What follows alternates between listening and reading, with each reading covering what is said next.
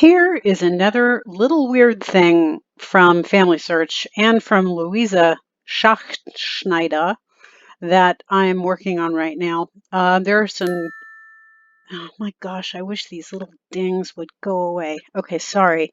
That's the price of being online.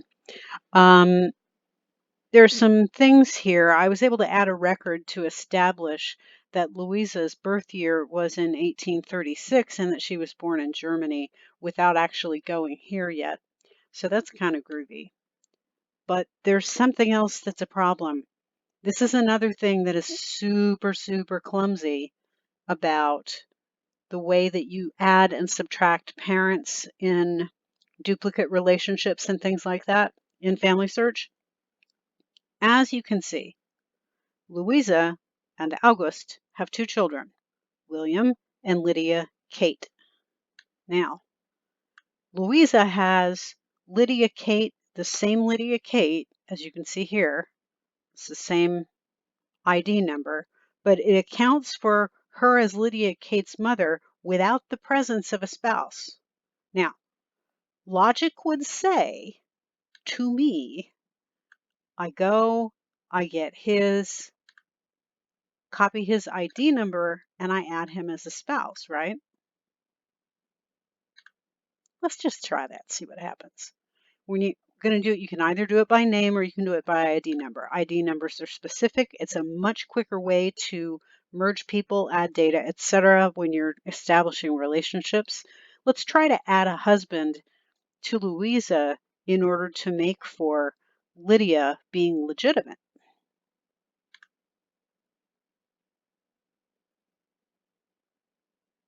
There's a match.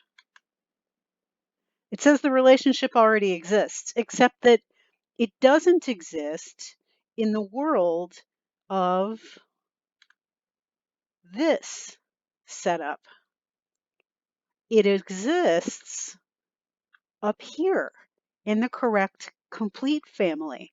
So in order to get rid of the presence of, well, the absence of the father of Lydia Kate Katz here in this relationship, in order to get this off screen and this problem to go away, we have to go to the little pencil here, which controls Lydia Kate Katz's relationship with the parents in these two boxes.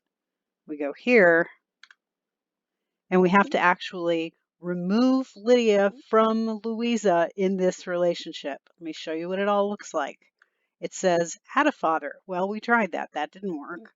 So now we have to subtract mother, which to me is completely counterintuitive and totally drives me bonkers, like so many things in FamilySearch do. But I want you to understand why it is that I get up on my high horse about Ancestry. It's not that Ancestry is paying me. Believe me, they're not. And I certainly wish that they would sponsor the podcast. What I do believe is that it's a superior product because it allows you to manipulate things in what are, to me, intuitive, positive, constructive kinds of ways. So we have to subtract Lydia Kate from Louisa. So look at what it says. It says we're destroying this relationship between Louisa and Lydia Kate without a father. Okay? It's this version of the family that we're altering. We're not completely removing Lydia Kate from Louisa, just this version of the family. And so it says, okay, I've reviewed the fact that we've got remove and replace parents and blah, blah, blah, blah, blah, blah. I'll let you look at that for a moment. Read.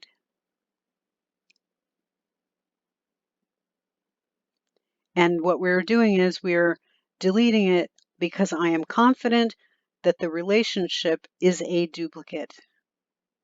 So I am removing parents, and I'm going to say duplicate, remove. And now when we look at Louisa, we simply have her husband and her two children. That's the way it's supposed to be. You see why it gets so completely bonkers?